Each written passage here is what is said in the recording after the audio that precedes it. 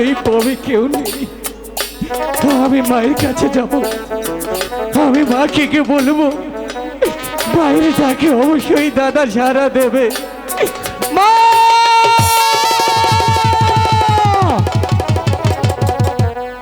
গণেশ, কার্তিক,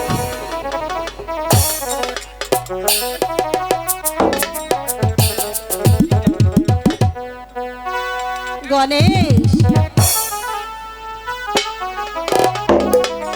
গণেরে কার্তিক, তোরা আয় না বাবা আমার কাছে।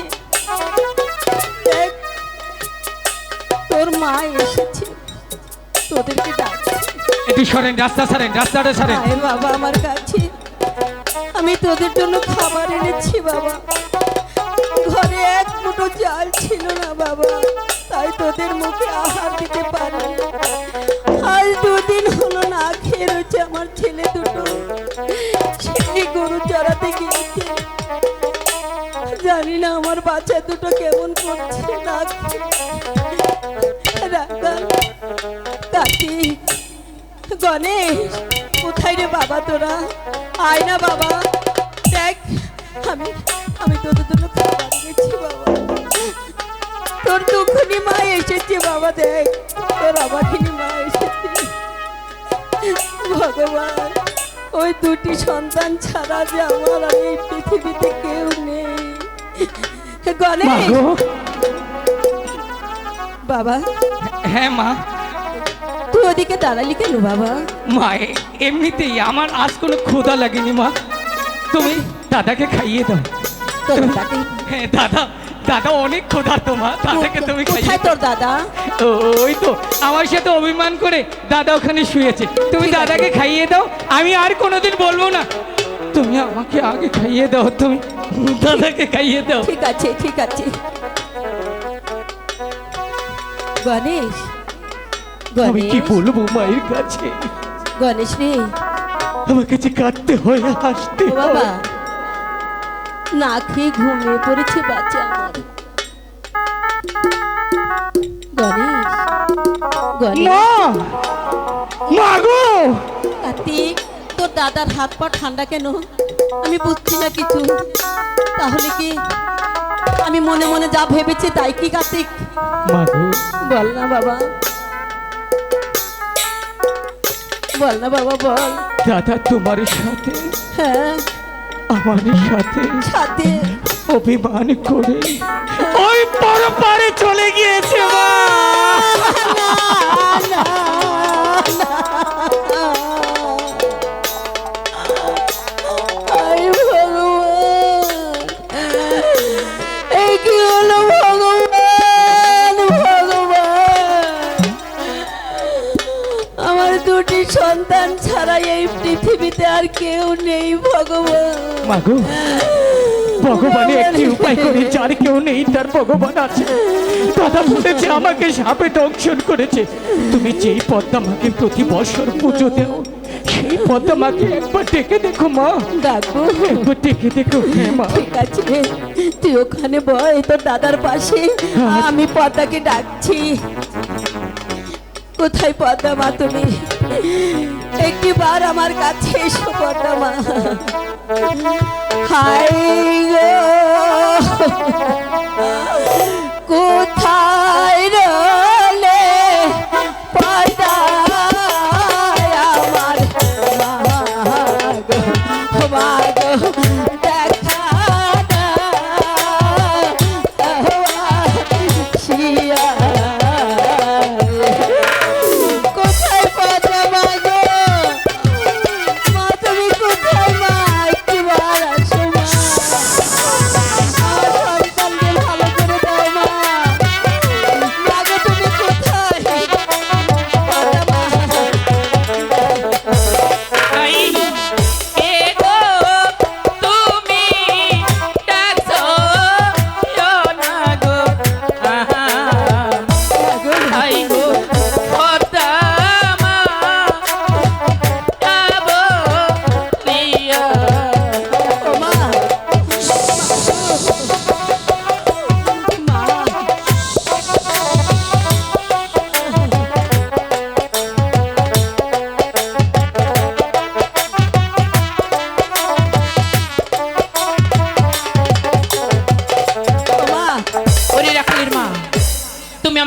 স্মরণ করেছো? তোমাকে কেন স্মরণ করেছি জানো মা? এই দুনিয়ার পৃথিবীতে আমার দুটি সন্তান ছাড়া যে আর কেউ নেই মা। তাই বলছি তোমায় আমার সন্তানকে ভালো করে দাও। ওই দেখো আমার সন্তান মাটিতে পড়ে আছে মা, তুমি ভালো করে দাও মা, দাও মা ভালো করে। কেন দংশন করেছি তা জানতে চাইলে না রাখলেন মা? কেন মা? তাহলে শোনো। বলো। যখনই আমি আমার পিতার গৃহে যাচ্ছিলাম তখনই তোমার রাখালগণ আমাকে দিতে নিন্দা করেছে, তিরস্কার। আমার পিতাকে দেবতা বলে মানবে না, পুষ্পাঞ্জলি দেবে না, তাই তো তাকিয়ে আমি আমার কালো লাগ দিয়ে দংশন করেছি। তোমার দুটি পায়ে ধরে বলছি মা, আমার সন্তান অবুঝ মা, তুমি ভালো করে দাও মা। ছেড়ে দাও রাখালের মা। মা, মা গো, পদ্মা দেবী, জানোয়ার হলো তুই কারো না কারো সন্তান। আমি শুনেছি জানোয়ারের কোনো দয়া ময়া নেই, সত্যি তুই তার প্রমাণ দিয়েছিস। হ্যাঁ পদ্মা দেবী, যেই মাকে আমি মন্দির ভেবে পুজো করি, যেই মাকে আমি মন্দির ভেবে মাথায় রাখি, সেই মাকে তুই লাথি দিয়েছিস। আমার মন বলছে তোর কলিজাটা আমি একেবারে টেনে হেসে বের করে সাবধান হও, তা না হলে তোমার সাথে সাথে তোমার দাদার মতো তোমাকেও মৃত্যুবরণ করতে হবে। আজ আমি বিপদে পড়েছি। এমন কাজ করো না মা, আমার সন্তানদের হয়ে আমি মা হয়ে তোমার কাছে ক্ষমা চাচ্ছি মা। বেশ রাখালের মা, বলো। আমি তোমার সন্তানকে ক্ষমা করে দিতে পারি, তোমার সন্তানকে আমি ভালো করে দিতে পারি, হ্যাঁ বলো মা। কিন্তু একটি শর্ত আছে। কি শর্ত মা বলো? তুমি যদি আমাকে একখানা পুষ্পাঞ্জলি দাও তবেই তোমার রাখালকে ফিরে পাবে। ও মা, বলো চলন দুঃখিনী মা, আমি কেমন করে তোমার পুজোর আয়োজন করব মা বলো। শোনো রাখালের মা, আমার পুষ্পাঞ্জলির বেশি কিছু আয়োজন নয়। আতপ জল গীতে মধু, 5টি ফুল 5টি ধান আর খাঁটি ঘি হলেই চলবি। এও যদি তোমার ঘরে না থাকে, প্রয়োজনে তুমি নগরে নগরে ভিক্ষা করি আমার পুষ্পাঞ্জলির আয়োজন করি, তারপর স্মরণ করবে। মা, বাবা তুমি আমার দিকে তাকিয়ে দেখো মা। আমি কার্তিকে কোনোদিন মানুষের কাছে কোনো দিনই কিছু চাইনি। আমি সারা জীবন যা পরিশ্রম করে পেয়েছি সেটাই খেয়েছি। এই তো আমার অনেক মা বোনেরা বসে আছে, আমার বাবারা বসে আছে। ওগো গ্রামবাসী, তোমরা আমাকে সাহায্য করো। একমাত্র আমার দাদাকে যদি আমি ফিরে পাই, আর কোনো দিন তোমাদের কাছে কোনো কিছু চাইবো না গো। আমাকে তোমরা সাহায্য করো, আমার দাদার জন্য হলেও আমাকে সাহায্য করো। আমি তোমার পুজো দেব মা, আমি নগরে নগরে বিক্রি করব। তবে তাই চলে যাও। গো মা বোনেরা, মা একটু দয়া করো, করো মা। হাই গো ভিক্ষা দাও গো, লগো অরুণাবাসী, বাসী ভিক্ষা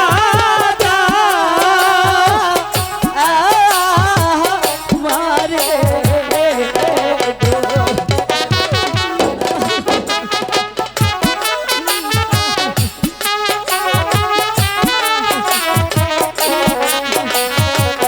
সবাই একটু হাতে রাখেন।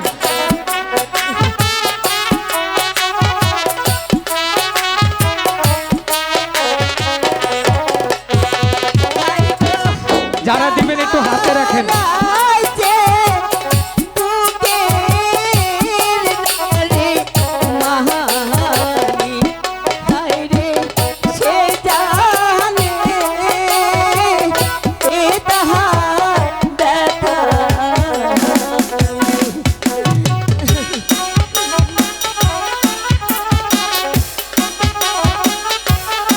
যারা দিবেন একটু হাতে রাখেন বাড়ি করে।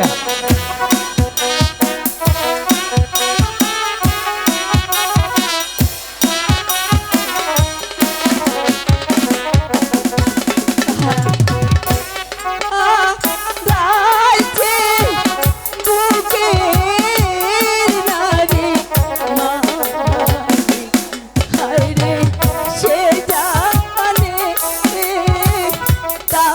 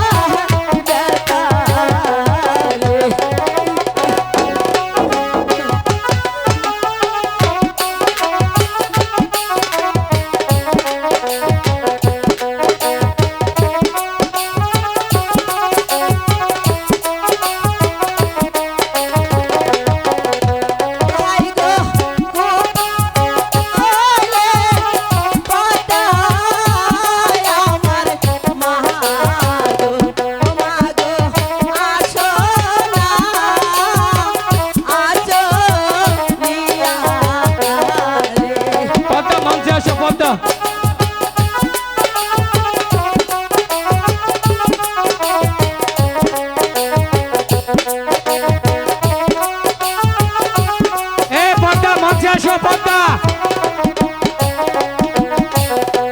তাই গো অভাগিনী ডাকছে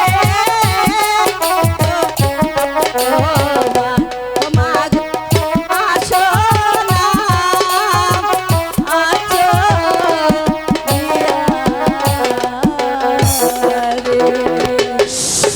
মা গো, আমি তোমার পুজোর আয়োজন করেছি। বেশ রাখালের মা, আমি তোমাকে কথা দিয়েছিলাম তুমি যদি আমাকে পুষ্পাঞ্জলি দাও তবেই তোমার রাখালকে ভালো করে দিব। আমি তোমার কথা রাখবো। ঠিক আছে তুমি মা, একটু অপেক্ষা করো, আমি তোমার রাখালকে ভালো করে দিচ্ছি। তাই দাও মা।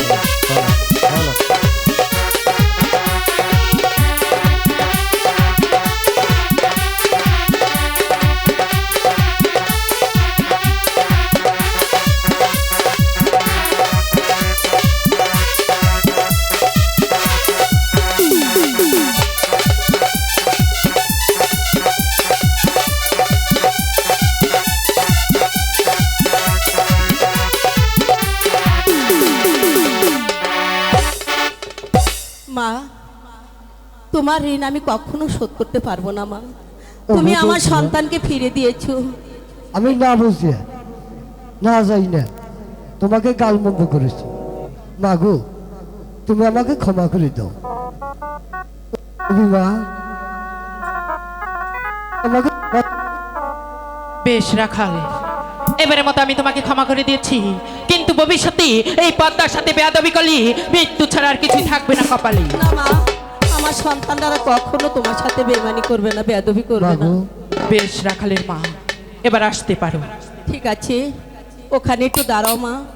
যাবার আগে একটি বার তোমাকে প্রণাম করে যাই মা। আয় বাবা। মাগো, তুমি আশীর্বাদ করো গো মা।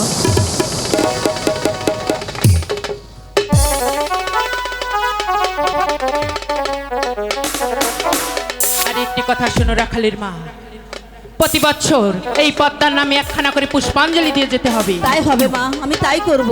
বেশ, এবার আসতে পারো। ঠিক আছে, তোমার অবশ্যই। যাও বাবা।